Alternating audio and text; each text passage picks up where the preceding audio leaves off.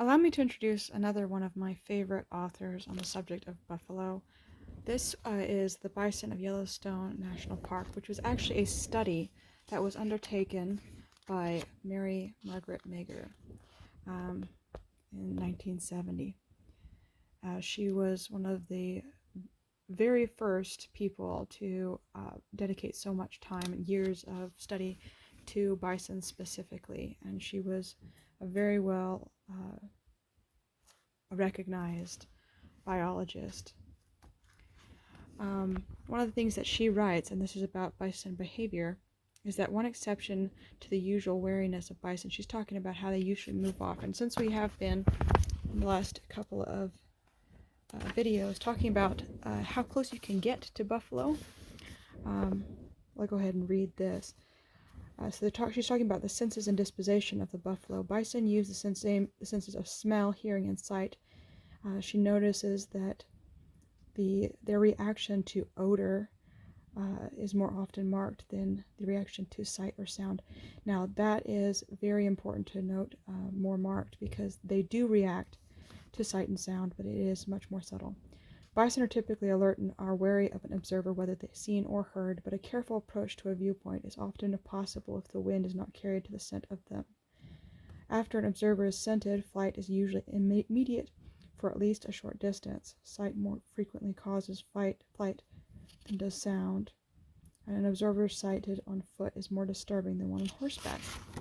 That's interesting, because in another place, one of the authors noted that bison are no friend of horses at all. So, one exception to the usual wariness of bison is common.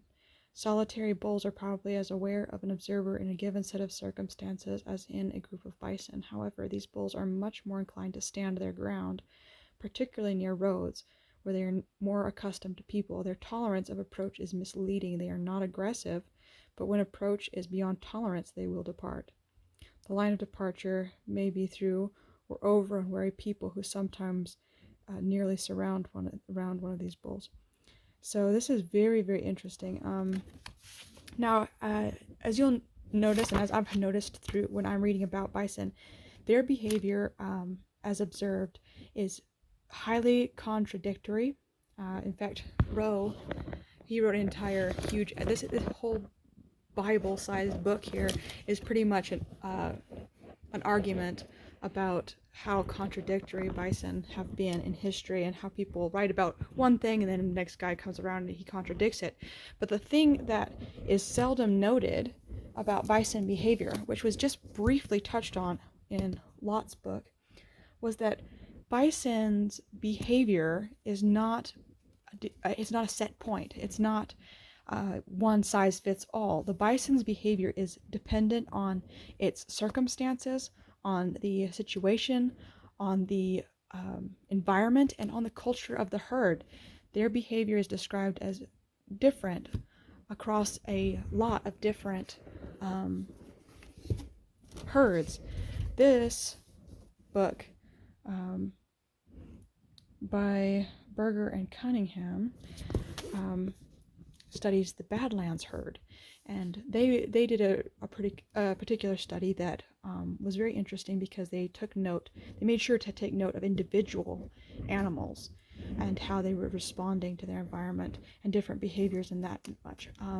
I really also like McHugh on that subject. Not his book.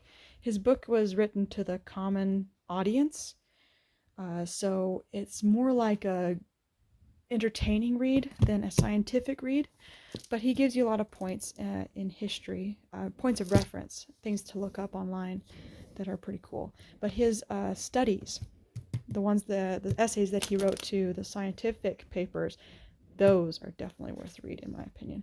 In Tom McHugh's Social Behavior of American Buffalo, which I believe was published I think 1950, so about 20 years or so in advance of Meagher. He wrote about wariness, and this is again the Yellowstone bison that he is studying. The wariness varied greatly in different herds. The wildlife park herd was in constant contact with people and would allow approach within 3 to 5 feet. The wind cave animals allowed approach of cars or people within 25 feet. The Wichita herd tolerated the approach of cars within 5 feet or less, but persons could approach only to within 30 feet. Disturbance by cars or people caused the herds to move no more than a few feet. Buffalo and the National Bison Range permitted the gradual approach of cars to within 5 feet or less. So this is different herds even across the country. Should usually stampede away if the occupants got out. Further discussion of wariness hinges on a definition of flight distance. It is here defined as the distance between approaching disturbance and the herd measured at the time when the herd takes flight. The crow and Hayden herds were little in contact with people, human beings. Either herd stampeded several miles when disturbed by cars or people. The flight distance for the crow herd was 1 mile or more on some occasions. It lessened, however, after the 5th day of chasing. So this is just more of the same, that it depends on the herd. The different herds have a different culture. And this is true of even ranch herds, that you see bison, their herd mentality and the way that they interact with their environment can depend even on the people with whom they interact. The people who own them and manage them will change their behavior. So that is, and that's something else to note as well. Back to Meagher, she concludes, observations made during this study concur with those of Fuller, 1960, who reported that bison were neither aggressive nor unpredictable. He characterized the mixed herd as usually shy and timid and used the term stolid indifference for the bull groups. All bison should be viewed from a respectful distance. Now, Fuller is another one of my favorites. In his Behavior and Social Organization of the Wild Bison of Wood Buffalo National Park in Canada, he wrote that Rowe, 1951, states that much of the evidence concerning the habits of bison is contradictory. He documents this by extensive quotations from earlier literature. In his chapters 5, 6, and 7, the contradictions are readily understood if one remembers that the plainsmen of the 19th century were not, for the most part, trained and critical observers. Even Hornaday, who is still quoted even today, one of the few trained zoologists to study the bison during this period, was guilty of accepting dubious evidence at its face value, and thus helping to perpetuate a number of fallacious beliefs. In a later book, he showed himself to be a close observer of certain aspects of the behavior of captive bison. Similarly, Gerritsen, whose book is weak in many respects, was surprisingly accurate in his brief descriptions of behavior. Now, I should note that I do have Gerritsen's book, and I have read it. It is one of my favorites because he wrote down a lot of word of mouth, a lot of information of stories of plainsmen and people who weren't necessarily very educated in what they had seen. Now, that does make his argument or his book, those facts, weak from an academic standpoint.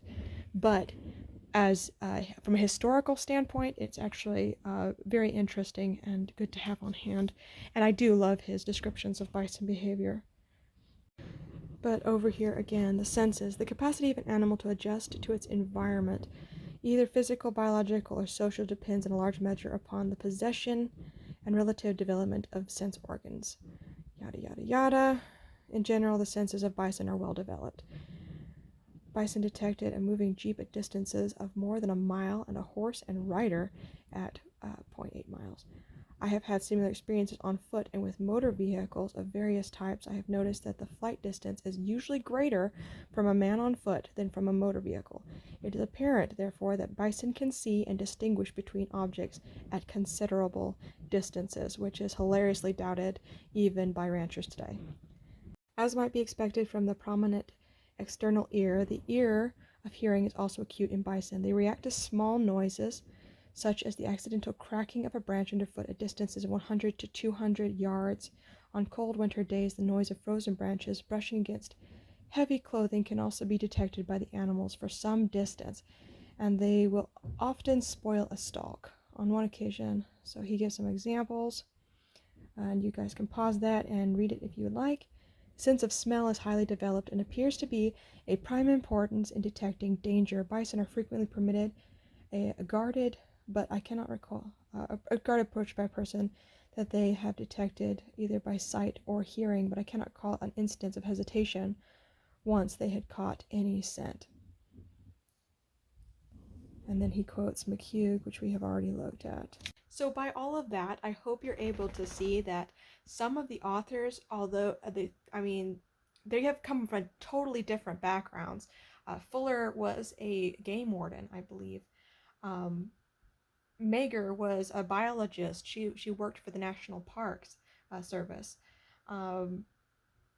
Lott was an animal behaviorist, and they're just different people from different backgrounds. And you'll notice that some of them will note the subtleties of bison behavior and culture, and they'll take note of it and they'll write it down, even if they don't necessarily really understand it. I think Tom McHugh did a whole lot of observing, and I really like his work specifically because it is so detailed about the tiny minute behaviors of the bison.